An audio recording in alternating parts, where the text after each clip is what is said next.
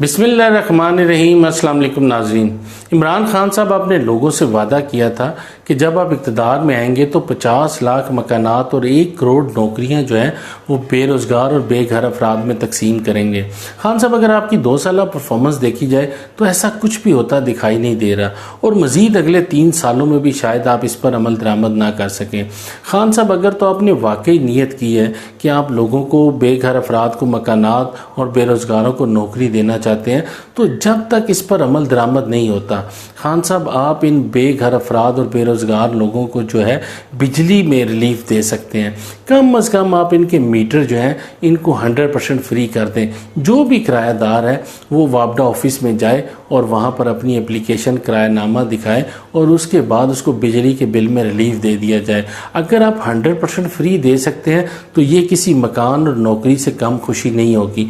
मगर अगर गवर्नमेंट ये बोझ नहीं उठा सकती तो कम अज़ कम किराएदार के लिए ये स्लैब रेट का कुलिया ख़त्म कर दिया जाए, उसका यूनिट फ़िक्स कर दिया जाए। जो फर्स्ट 100 का रेट है, मिसाल के तौर पे 5 रुपये 80 पैसे, तो उसका यही फ्लैट रेट फ़िक्स कर दिया जाए। चाहे वो 200 यूनिट इस्तेमाल करें, 300 या 400, और ये फ़िक्स उसका यूनिट होगा और उसमें किसी किस्म का जो है वो टैक्स शामिल नहीं किया जाएगा। चाहे वो नीलम जेलम सरचार्ज हो, चाहे वो फ्यूल एडजस्टमेंट हो या कोई भी टीवी फीस या GST, कोई टैक्स उससे नहीं लिया जाएगा। खान साहब, जो प्रॉपर्टी ओनर्स हैं उनके लिए कोई मसला नहीं। उनकी जो भी आमदन है, एक तो उनको किराए आ रहे हैं, अगर किराए ना भी आ रहे हो तो जो भी वो जॉब या बिज़नेस करते हैं उसके बाद उन्होंने सिर्फ बिजली के बिल अदा करने हैं, खाना पीना, बच्चों की तालीम और खुशी गमी। लेकिन जो किरायादार है उसने सबसे पहले तो किराया अदा करना है, और आपको पता है शहरों में इस वक्त किरायों में बहुत ज़्यादा इजाफा हो चुका है।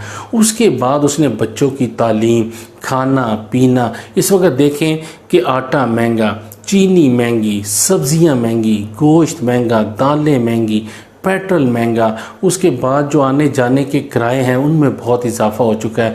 तो गरीब आदमी जो है वो दिन ब दिन पिसता जा रहा है। खान साहब, इस वक्त गरीब आदमी ना तो अपने बच्चों को पढ़ा पा रहा है और इस वक्त उसकी बेटियां बेटे जो छोटे, जिनकी पढ़ने की उम्र है, उनको नौकरियों में डाला जा रहा है। अगर आप वाकई रिलीफ देना चाहते हैं तो कम अज़ कम उनको मीटर में रिलीफ दिया जा सकता है, और इसके लिए आप शहरों को कैटेगराइज कर सकते हैं। मिसाल के तौर पर अगर लाहौर की बात की जाए तो जो भी अमीर इलाके हैं, जैसे DHA है, बैरिया है, गुलबर्ग है, मॉडल टाउन है, या बड़ी बड़ी हाउसिंग स्कीम्स हैं, ये उनमें अप्लाई नहीं होगा। और इसके लिए जो है मैक्सिमम आप कर दें कि 5 मरला मकान, इससे बड़े मकान में जो किराए पर रहता है उसके ऊपर भी ये एप्लीकेबल नहीं होगा। और इसके लिए किराएदार जो है वो सिर्फ वापडा ऑफिस में जाए, अपना किरायानामा दे और अप्लाई कर दे। उसके बाद उसका जो है पूरी वेरिफिकेशन की जाए कि जो भी शख्स जो किरायादार है इसके नाम पर कोई प्रॉपर्टीज़ तो नहीं है, इसको किसी और तरफ से किराया तो नहीं आ रहा, या उसका बैंक बैलेंस का कोई क्राइटेरिया रख दिया जाए कि 2 लाख या 5 लाख,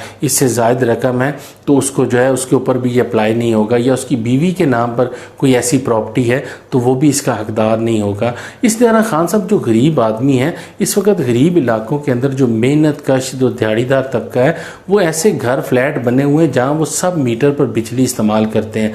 पूरी दुनिया में बिजली का जो कुलिया है कि जितनी ज़्यादा इस्तेमाल की जाए उतनी सस्ती होती है, मगर शायद पाकिस्तान में शॉर्टफॉल की वजह से इसको रिवर्स किया गया कि जितनी ज़्यादा बिजली इस्तेमाल करेंगे उतनी महंगी होगी। खान साहब, जो गरीब आदमी है जिसने सब मीटर में साथ किसी को शेयरिंग किया हुआ है, आप देखें कि अगर 250 यूनिट एक फैमिली इस्तेमाल करती है और 250 यूनिट दूसरी फैमिली इस्तेमाल करती है तो ये कुल मिला के 500 यूनिट्स बनते हैं। 500 यूनिट का मतलब है कि 25 रुपये का एक यूनिट उसको पड़ा, और ये गरीब आदमी के लिए बहुत बड़ी रकम है। खान साहब, इसको रिलीफ देना बहुत ज़रूरी है। जो प्रॉपर्टी ओनर्स हैं उनसे आप टैक्स भी ले रहे हैं। इसके अलावा जो अमीर इलाके हैं, अगर उसमें आप 1 रुपया 1.5 रुपया बिजली महंगी भी कर देंगे तो उन पर कोई असर नहीं पड़ेगा। कमर्शियल में भी जो, या इंडस्ट्रियल एस्टेट, उसमें भी अगर 1-2 रुपये का बोझ डाल दिया जाए तो इस नुकसान को भी पूरा किया जा सकता है। और खान साहब, ये जितनी भी कंपनीज जो बिजली प्रोवाइड कर रही हैं, ये सारी की सारी जो है लोगों को लूट रही हैं। ये चोरों के दौर में जो है वो ठेके दिए गए थे और ये स्लैब रेट का कुलिया आया। आप देखें कि अगर पुराने दौर की बात की जाए तो फर्स्ट 100 का और रेट था, अगले 100 का और था, तो उसके बाद अब इन्होंने क्या कुलिया है कि जो पहला 100 है, जैसे ही आप 199 से 200 पे जाते हैं तो वो 5 रुपये 80 पैसे का भी रेट ख़त्म होके वो 8 रुपये वाला यूनिट पे चले जाते हैं। यानी सीधा सीधा 300 रुपया एक बिल में इजाफा हो गया, और 300 का मतलब है कि साथ टैक्सेस में भी इजाफा हो गया।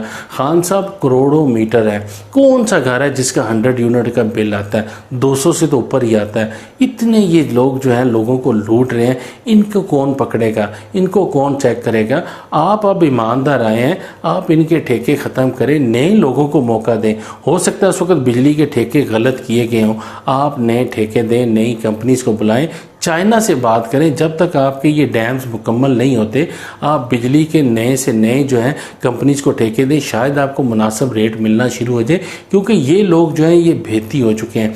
जब पेट्रोल 117 रुपये होता है, वो यूनिट का रेट भी वही है, और जब पेट्रोल जो है 70 रुपये पे आता है तब भी बिजली का वही रेट है, जबकि ये बिजली पेट्रोल और डीजल से बना रहे हैं। तो क्यों नहीं इन लोगों का जो है वो एहतसाब किया जाता? खान साहब इस पे आप अमल दरामद कीजिए, यकीन जानिए गरीब आपको अपने दिल से दुआ देंगे और ये उनके लिए बहुत बड़ा रिलीफ होगा। नाज़रीन, अगर आपको हमारी ये वीडियो पसंद आई हो तो इसे लाइक शेयर ज़रूर कीजिएगा, और हमारे यूट्यूब चैनल चलो अब वेकअप हो जाए टीवी को सब्सक्राइब करें, बेल आइकन को दबाएं, और हमारा फेसबुक पेज चलो अब वेकअप हो जाए को भी लाइक कीजिए।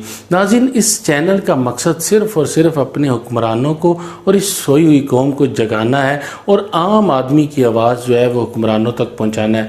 नाज़रीन, इसमें हमें आपके साथ की ज़रूरत है। हमारे इस यूट्यूब चैनल को ज़रूर सब्सक्राइब कीजिए। इसके साथ ही अपने मेज़बान जुल्फ़कार हैदर मलिक को इजाज़त दीजिए। शुक्रिया, अल्लाह हाफिज़।